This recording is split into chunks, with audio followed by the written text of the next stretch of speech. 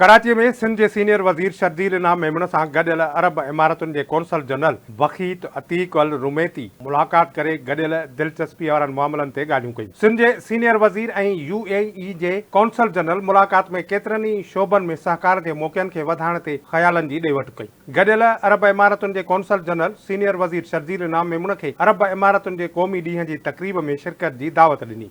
सिंध के सीनियर वजीर शर्जील इनाम मेमन पारां बिरादर इस्लामी मुल्क जो क़ौमी ॾिहाड़ो जोश ऐं जज़्बे सां मल्हाइण जी ख़ातिरी कराई वई। सीनियर वजीर शर्जील इनाम मेमन ऐं अरब इमारतुनि जे कौंसल जनरल वकीत अतीक अल रुमैती जे विच में गॾिजाणीअ दौरान मुआशी समाजी तरक़ी ऐं सहकार खे वधीक मज़बूत करण ते इतफ़ाक़ कयो वियो। उन मौक़े ते UAE जे कौंसल जनरल वकीत अतीक अल रुमैती पारां दहशतगर्दी जे ख़ात्मे लाइ सिंध सरकार पारां खयल क़दमनि जी साराह कई वई।